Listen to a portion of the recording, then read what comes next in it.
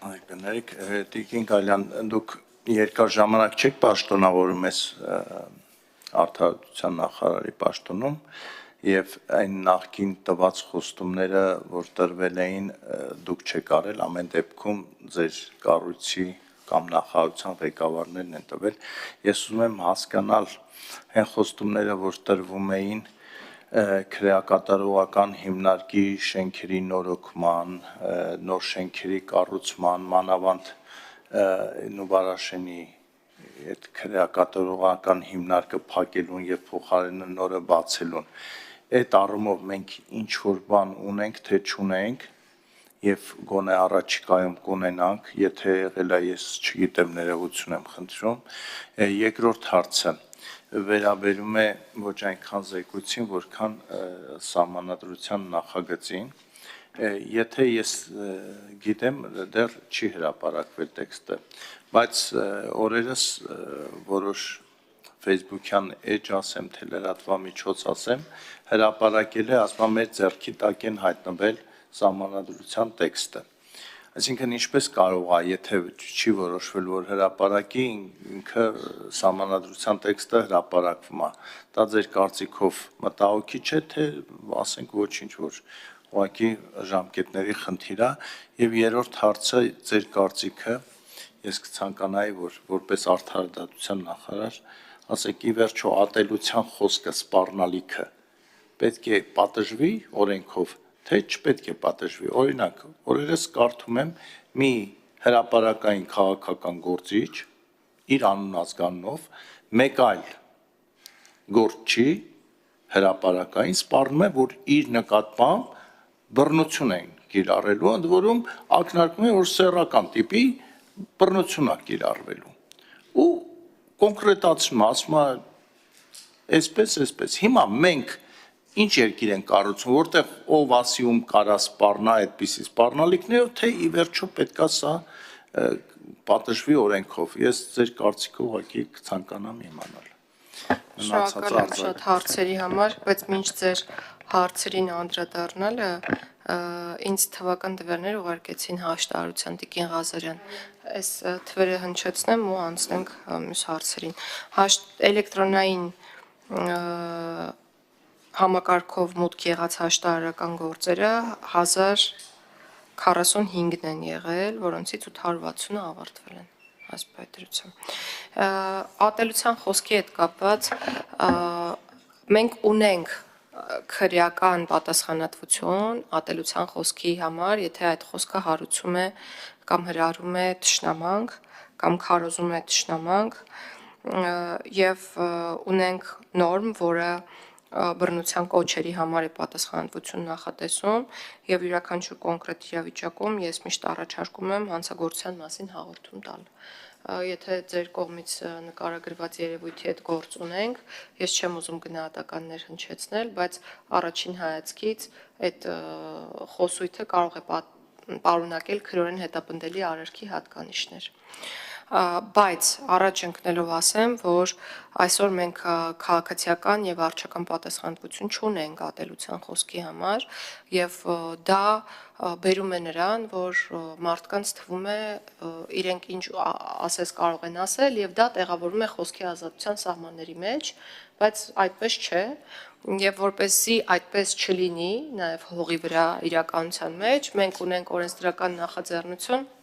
ատելության խոսքի համար սահմանելու ոչ նյութական վնասի հատուցման հնարավորություն, ինչպես վիրավորանքի ու զրպարտության պարագայում է, եւ նաեւ քննարկում ենք վարչական պատասխանատվության սահմանման հնարավորությունը մեր գործընկեր կառույցների հետ։ Տեքստը նախագծի նախնական տարբերակը հրապարակված է idraft.am կայքում եւ ցանկացողները կարող են ծանոթանալ դրա բովանդակությանը։ Սահմանադրության տեքստի հրապարակման հետ կապված ես ուզում եմ նշել, որ սահմանադրության նախագիծը չի հրապարակվել։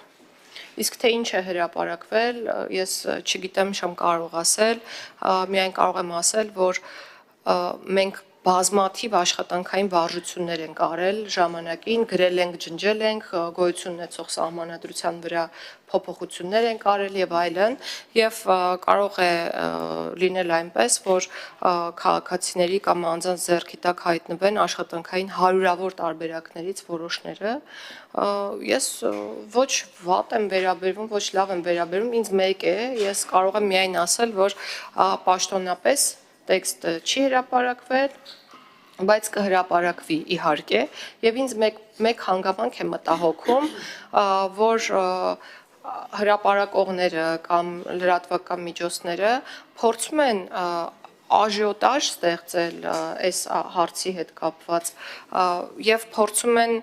այնպես ներկայացնել երևույթները, որ մարդկանց թվա, թե ինչ-որ կոնսպիրատիվ տեսությունների հետ մենք գործ ունենք կամ կոնսպիրացիաներ են առկա մեր արարքներում, եւ ես օգտագործելով նաեւ առիթը եւ այս հարթակը ուզում եմ մեկ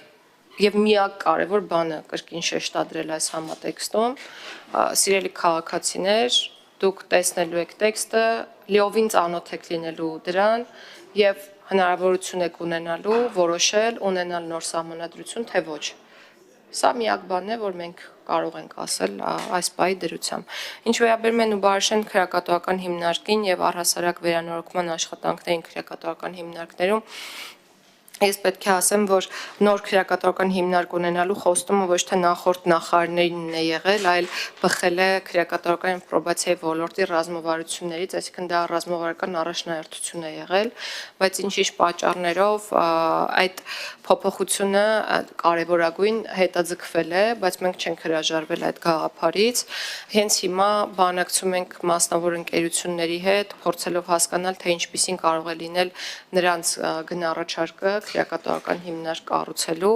որպեսզի համադրենք մեր իրական հնարավորությունների եւ այլընտրանքային լուծումների հետ եւ կարճ ժամանակում կարծում եմ, որ վերջնական որոշում կունենանք, թե ինչ ճանապարհով ենք առաջ շարժվում, բայց միարժեքորեն պետք է նշեմ, որ Նուբարաշեն քրեակատվական հիմնարկը ապագայում տեղ չունի, այսինքն ինքը փակման ենթակա քրեակատվական հիմնարկ է։ Մյուս հիմնարկների հետ կապված մեծածավալ վերանորոգման աշխատանքներ ենք իրականացրել, նաև այդ վերանորոգման աշխատանքներին մասնակից դարձնելով անազատության մեջ գտնվող անձանց, այսինքն ապահովել ենք նաև իրենց աշխատելու իրավունքը եւ 40-ից 50 օբյեկտով ավել ենք վերանորոգել, քան նախորդ տարվա ընթացքում, այսինքն նոր թափով մեծ ծավալով վերանորոգման աշխատանքները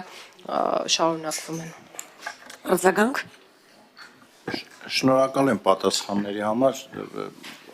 հանգամանալից պատասխաններ էին, ես մի հայլ հարց տամ, Տիկին Գալյան, հանրության մեջ այսպիսի կարծրատիպ կա ամուր նստած, որ եթե եւ դա իրականում շատ ճիշտ է, եթե մարդը ունի ֆինանսական որոշ հնարավորություններ, ինքը դատական համակարգով, դատական պրոցեսով իր խնդիրը լուծելու հնարավորություն ունի, հաշվի առնելով այդ ծախսերը, սկսած փաստաբանական, դատական։ Իսկ ով չունի, ինքը ոնց որ ինքը խոցելի է դառնում, որովհետև ինքը համ տուժում է, համ էլ ֆինանսապես հնարավորություն չունի այդ խնդիրները լուծելու։ Պետությունը այսպիսի բան նախատեսում է կամ ճիշտ կհամարի, որ ունենա համապատասխան աջակցության ոնց որ փաստաբանական անվճար ծառայություն այն մարդկանց համար, որոնք չեն կարող ասենք 1 միլիոն կամ 2 միլիոն դրամ վճարել եւ փաստաբանական ծառայություն պատվիրել։ Շնորհակալություն։ Մեր երկրում կարծում եմ տեղյակ եք, որ կա ու գործում է հանրային պաշտպանի գրասենյակը, բայց պաշտպանի մասնակցությամբ արտադիր դեպքերը իհարկե չեն ներառում կամ փաստաբանի մասնակցության դեպքերը պատվի արժանապատվության դեմ ուղղված արարքների արարքներից պաշտպանվելու գործընթացին, եթե խոսքը քաղաքացիական դատավարության մասին է, այս դեպքում գործում է այլ ինստիտուտ, որ փաստաբանի ողջամիտ ծախսերի հատուցման հետ է կապված եւ դատարանը գործի քննության արդյունքում նաեւ որոշում է կայացնում այդ մասով, այսինքն փաստաբանի ծախսերի հատուցում ամեն դեպքում, եթե հայցը բավարարում է, իրականացվում է, բայց կարող եք ասել, որ դա ոչ միշտ է համաչափ լինում փաստաբանի իրական ծախսերի հետ եւ ես ձեզ հետ կհամաձայնեմ ու այս ուղղությամբ առաջարկ ունենք, որը պետք է քննարկենք, առաջարկում ենք, որ մինիմալ շեմ սահմանվի հատուցման, որը որ կլինի այնքան բարձր, որ մի կողմից կկանխարգելի, մյուս կողմից էլ ավելի լավ կպաշտպանի այն անձանց շահերը, որոնք ոտնահարվել են, ում շահերը, որ ոտնահարվել են։ Այլ հարցեր, ելույթներ,